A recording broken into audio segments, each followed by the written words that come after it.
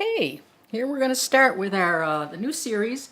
We're going to look at the major arcana from four different artist perspectives, four different women.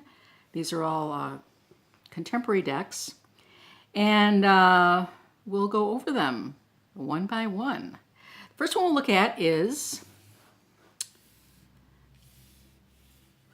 Rachel Pollux, The Shining Tribe. So here we have the Fool, and let me get the book out. Now her narratives are quite long, and I don't want to read the whole thing, but I want to give you a sense of how she approaches this deck of hers.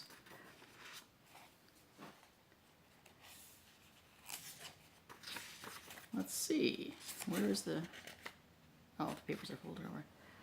Now she starts out her book. Every card has a short little story, and this is how her story for the Fool. She walks through the mountains. She flies through the circle. She hears the birds singing. She plays tricks on her brother. So that gives you a sense of how she sees the Fool. The Fool, she says, is the eternal child within all of us, the perfect child, innocent and pure of belief. Sometime after I drew this picture, I met a woman who told me of a teaching in the Native American tradition. According to her teacher, we each contain within us a child spirit shield, a being who knows no fear or limitations. If we allow this child to overcome our conscious doubts, then we could fly.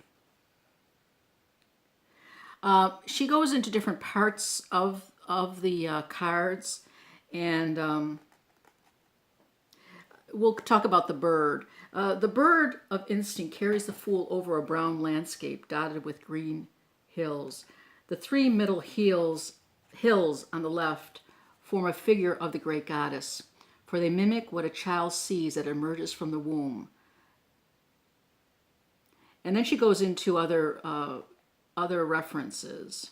And she goes on to say, the mountains at the back symbolize the unknown spirit world, for we all take our leap without knowledge of the destination.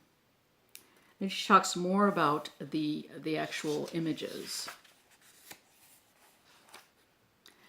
Now I'm skipping over because it's 2 pages, so I'll skip over to her last paragraph. I have referred to the Fool as he, but the figure is androgynous, neither male nor female, for he or she represents a state where all things are possible. In the earlier version of this deck, the child was called she. However, since the final trump, the world shining woman, is presented on the surface as a woman, I have returned to the tarot tradition in which the Fool is a boy. The picture is the same for at the level of the Fool, gender is more fluid than many of us like to think. So apparently, this was in her original deck. She did have an original deck, the Shining Woman, and I guess people said, it's too many women archetypes or whatever. So she kept the woman, but she says it could be, it's a male female. There's no gender. Her divinatory meaning: act on trust, follow your instincts, take chances. The child within, intuitive knowledge of sacred ways of being, action without doubt of any kind. So that's how she sees the Fool. Now, in her case, the Fool is kind of a traditional meaning, but she does draw upon unusual symbology in the cards. So that's her strength in her book, and that is Rachel Pollux, The Fool. We're going over to Margit Peterson, and get her book. Now, Margit Peterson, what she does with the majors is, as I recall, and I think I remember pretty correctly, she just does poems for the majors. So I'm going to read her poem that she talked about the Fool. So she doesn't go into any narrative. Instead she wrote a poem, and the poem says, The Fool: you are young and far away from home, a glittering crack, heaven, sun, and clouds, and foaming waters, the elements at play, blue breath. Risk finding the way to yourself and gauge yourself where chaos begins, where you stand alone and without help, facing life. So that's how she talks about the fool. I'll read it one more time. You are young and far away from home, a glittering crack, heaven, sun and clouds, and foaming waters, the elements at play.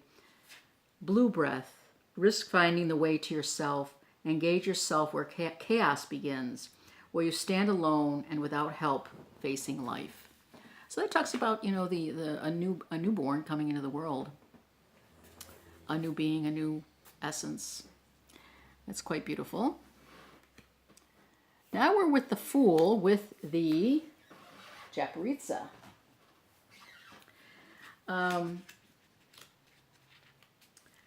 The Japaritsa book says it was written, the text by Steve Lucas, but I'm sure they work closely together with the text and the artwork, because the artwork pertains to the text. And here we begin. And I guess this is coming from the writer's point of view, who has been Stephen Lucas. Nino's use of the circus and its tightrope as a metaphor for life in The Fool's Journey is an inspired and intriguing choice. Whether on the high wire or throughout life, it is less the points of origin or departure than the path itself that is all important. The Fool, associated by the highly influential Hermetic Order of the Golden Dawn with elemental air, maneuvers effortlessly and innocently up in the air, across the circus tightrope. He follows his path ignorant of practical concerns, with carefree trust and no fear of danger. Much in the same way that aces epitomize the respective minor arcana suits, the Fool represents the seed, essence, or full potential of the entire major arcana.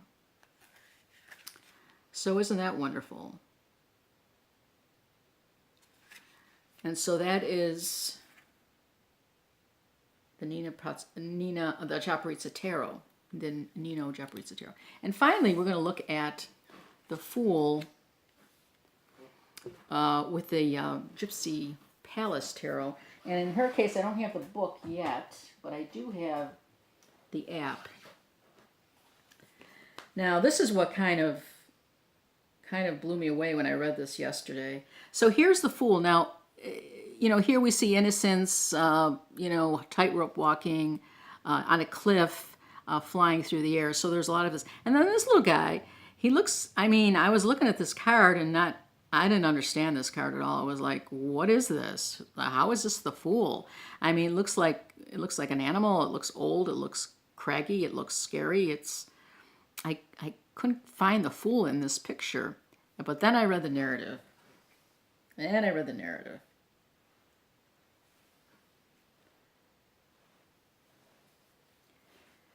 Okay. I'll find it. Gotta go through this. No, I don't want that. I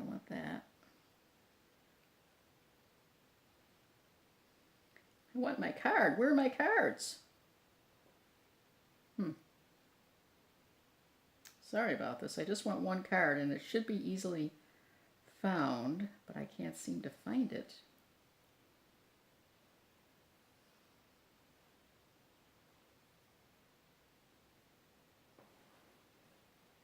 There is where you pick a card, and I can't seem to find it now, but I will. It's worth the wait.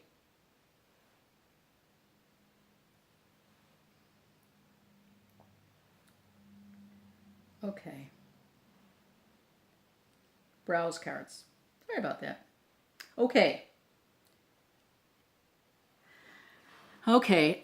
So this is her narrative on the Fool. The Fool is elemental chaos in a naive and experimental form. He will take life as it comes with great flexibility and playfulness.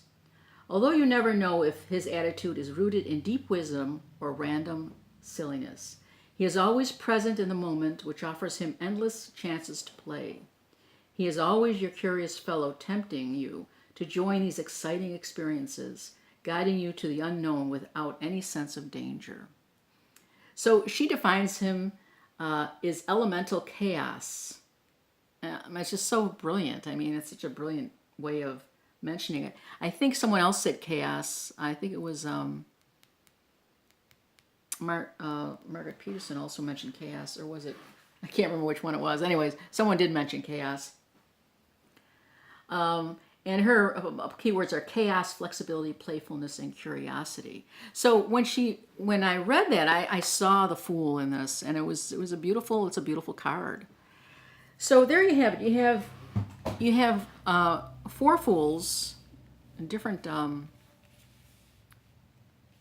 ways of reading them, all created by women, all unique decks, and I hope you enjoyed this. I want to do it for each card.